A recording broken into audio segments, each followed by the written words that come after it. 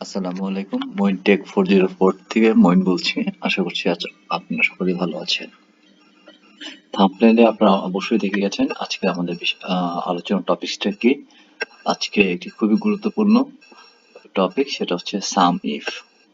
এখানে নিয়ে একটু ব্যাখ্যা দেওয়া প্রয়োজন। সেটা হচ্ছে 2007 ভার্সন পর্যন্ত এক্সেলের শুধু সাম ইফ ভার্সনটাই ছিল। দেন এর পরের ভার্সনগুলোতে সাম ইফ এস নামে আরেকটা মানে ফর্মুলা দিয়ে আমরা করতে পারি। সাম ইফ এস, যেটা সাম ইফ এস দিয়ে আমরা মাল্টিপল কন্ডিশনিং গুলো করতে পারি। সো প্রথমে আমরা আজকে দুটো জিনিসই দেখবো, সাম ইফ দিয়ে কি কি কাজ করতে পারি এবং সাম ইফ এস দিয়ে কি কি কাজ করতে পারি। এবং পরবর্তীতে যে সাম ইফ এস এসছে সেটা অবশ্যই আমাদের এক্সেল এর কাজকে আরো সহজ করে দিয়েছে।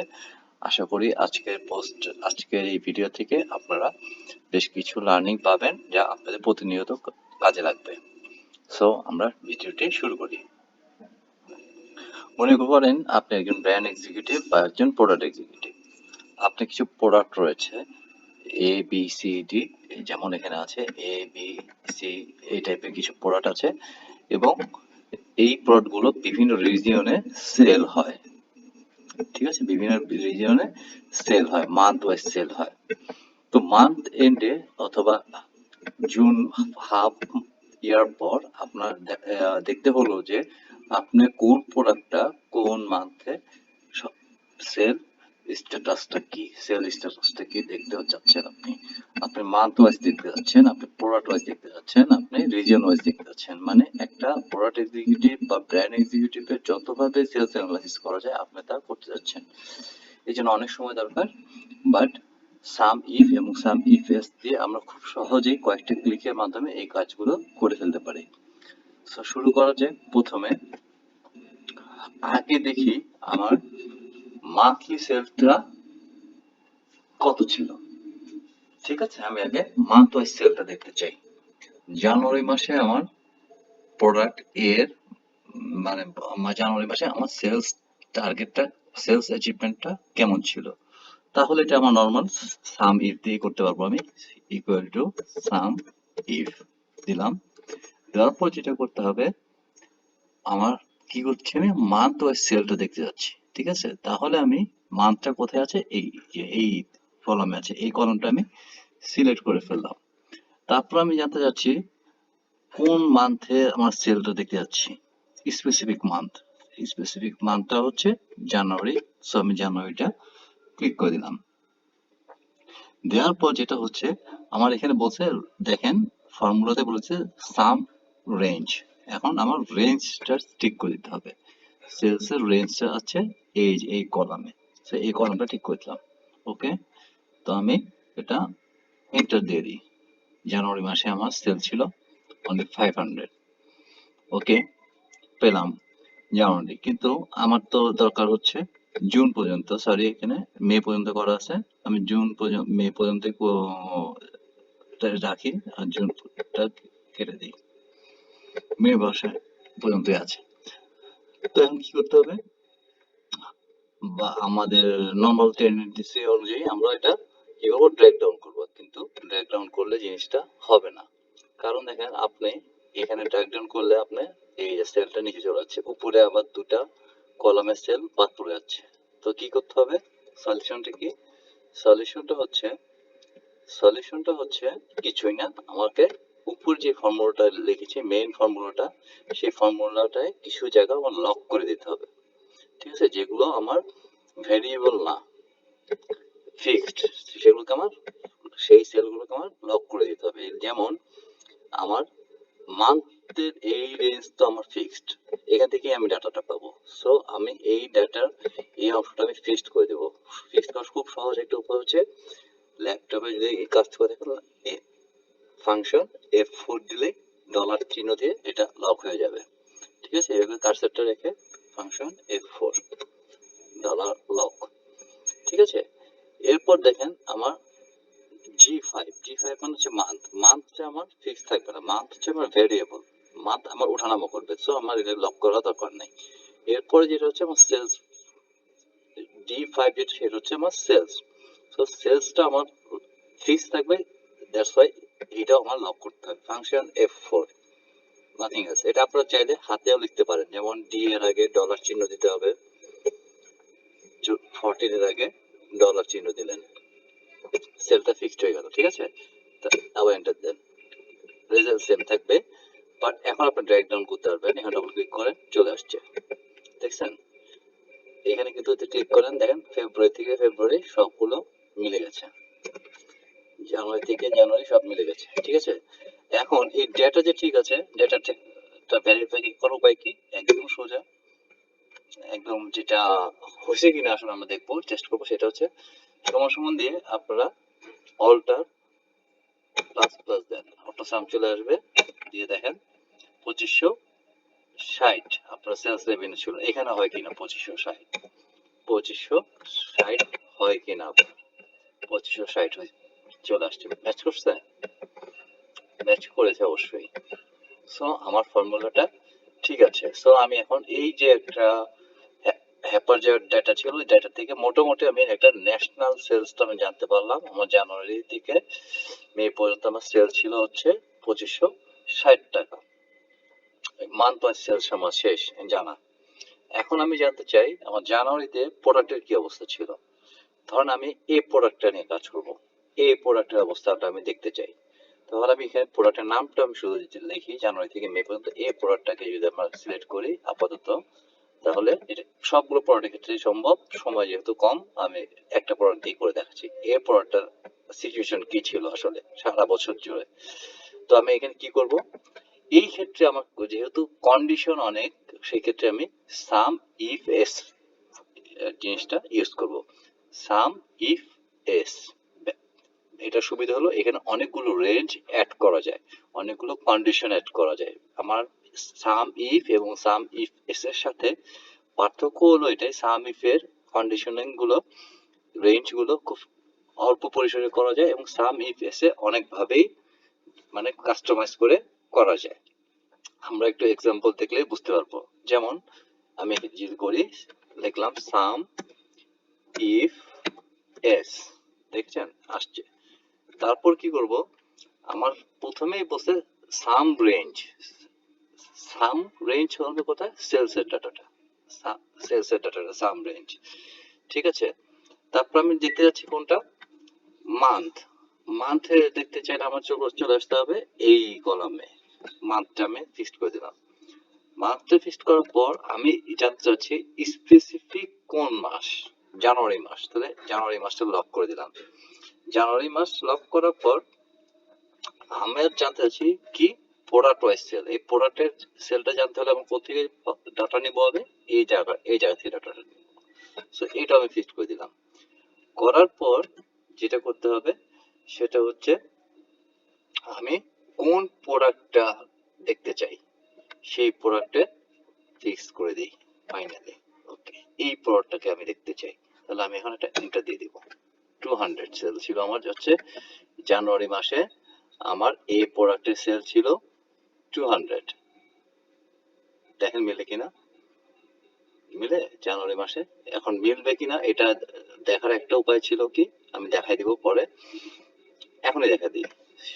আমরা একটু ডাটা শর্টিং করি, data data short product wise যদি আমরা করি, প্রোডাক্ট ওয়াইজ যদি করি, এখানে দেখেন জানুয়ারি মাসে শুধুমাত্র আমার এই প্রোডাক্টটা সেল হচ্ছে 200 টাকাই, এই যে 200 টাকা। ঠিক আছে, মিলে গেছে জিনিসটা। এখন এই যে ফেব্রুয়ারি এপ্রিল মার্চ এপ্রিল এগুলো কি হবে, সেম এই ফর্মুলাটাই আমরা রাখবো, জাস্ট আগের মতোই আমরা এগুলোকে ফিক্স করে দেব, ফ্রিজ করে দিব। সেটা করবো কিভাবে, আমি সংক্ষেপে করছি, ফাংশন F4, যে যে ডাটাগুলো আমার স্ট্যাটিক থাকতেই হবে সেগুলো আমি করে দিচ্ছি, আর যেগুলো ভ্যারিয়েবল সেগুলো আমি ফিক্সড করব না, ডাটা ফিক্সড বলে এটাকে, বা ডাটা ফিক্স বলে। ঠিক আছে, এই যে আমি করে দিলাম সবগুলোই। ঠিক আছে, করলাম। তখন আমি যদি দেখি, এখন এটাকে যদি আমি ডাবল ক্লিক করি, তাহলে দেখেন আমার টোটাল মে মাস পর্যন্ত আমার যে প্রোডাক্ট সেল হয়েছে আমি দেখতে পাচ্ছি জানুয়ারিতে আমার 200 সেল হয়েছে, ফেব্রুয়ারি মাসে কোনো সেল হয়নি, মে মাসে কোনো সেল হয়নি। ঠিক আছে, তাহলে আমি এটা যদি এখন একটু যোগ করে যদি ক্রস ম্যাচ করি তাহলে কি হবে? ক্রস ম্যাচ করলে 1360, আমাকে এখানে দেখেন এ প্রোডাক্টের সেল কি 1360 পাওয়া যায়? এই যে 1360 পাওয়া যাচ্ছে। ঠিক আছে, তার মানে এটাও ম্যাচ করে গেছে।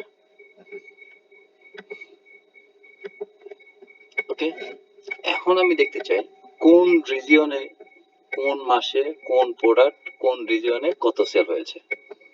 খুবই ইজি, এই ফর্মুলাটাই আমি কপি করব, কপি করে জাস্ট আরেকটা অংশ অ্যাড করে দিব, রিজিয়নটা অ্যাড করে দিব। ঠিক আছে, এখন আমি রিজিয়নটা দেখতে চাই আমি ঢাকা। সাপোজ ঢাকায় আমি রিজিয়নটায় আমি কি পরিমাণ সেল হচ্ছে, প্রোডাক্টের নাম সেম থাকবে। ধরেন এই প্রোডাক্টটাই আমার ঢাকায় কি পরিমাণ সেল হয়েছে সেটা আমি দেখতে চাই। ঢাকা লিখে দিলাম, ঢাকা লিখে দিলাম। ঠিক আছে, তো ফর্মুলাটা আর রিপিট করছি না, আমি লিখে যাচ্ছি। অথবা যেমন সাম ইফ এস, প্রথমে আমার কি করতে হবে, আবার একটু রিভাইজ করছি। প্রথমে করতে হবে আমার কি বলছে, সাম রেঞ্জ। সাম রেঞ্জ মানে হচ্ছে আমার এই ডাটাটা আমার ফিক্সড করতে হবে। ফিক্স করার পর করতে হবে কি, আমি কোন মান্থে, মান্থের ডাটাগুলো কই পাবো, মান্থের ডাটাগুলো পাবো এই এই এই কলামে। তারপর হচ্ছে যে কোন মাসে, জানুয়ারি মাসে, তাহলে জানুয়ারি মাসটা আমি ফিক্স করে দিলাম। তারপরে হচ্ছে কোন প্রোডাক্ট থেকে পাবো, কোন প্রোডাক্ট গুলো আছে এই রেঞ্জে।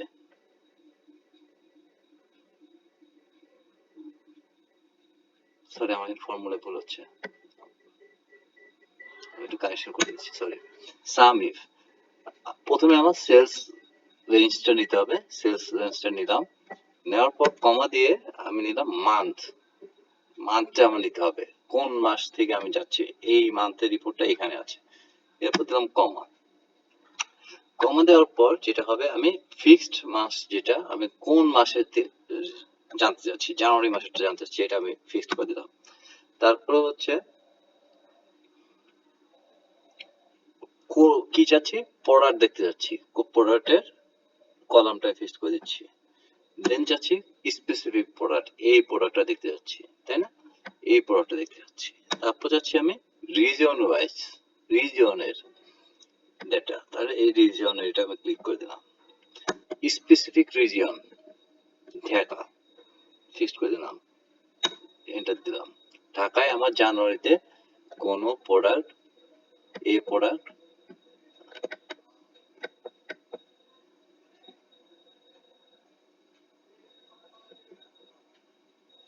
সেল হয়নি। দেখেন এই প্রোডাক্ট সেল হয়েছে আমার কুমিল্লা জানুয়ারিতে আমার। এখন যদি আমি এটাকে আবার একটু সর্ট আউট করি, আমি একটু ক্রস ম্যাচ করি হয়েছে কিনা, যে আমার ডাটার অ্যানালাইসিসটা, এটা যদি মান্থ ওয়াইজ করি এখন দেখতে পারবো ইজিলি ক্রস ম্যাচ করে। দেখেন এই প্রোডাক্ট জানুয়ারি মাসে আমার ঢাকায় সেল হয়নি, তাহলে এটা শূন্য। ঠিক আছে, এই প্রোডাক্টটা আমার শূন্য। তো আমি এখন দেখবো যেটা পুরোটা মিলে কিনা সেম। আমি এখানে যে জায়গাগুলো আমার ফিক্স করা দরকার আমি ফিক্স করে দিচ্ছি, যে যে সরি,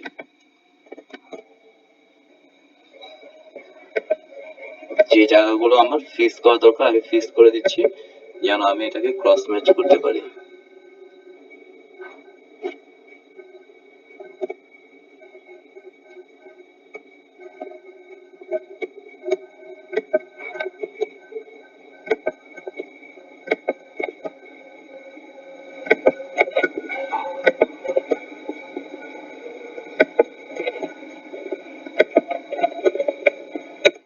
করে দিলাম, ঢাকাটাকে আমি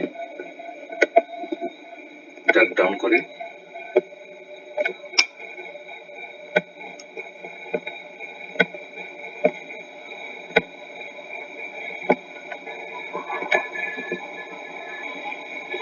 দেখেন জানুয়ারি মাসে আমার টোটাল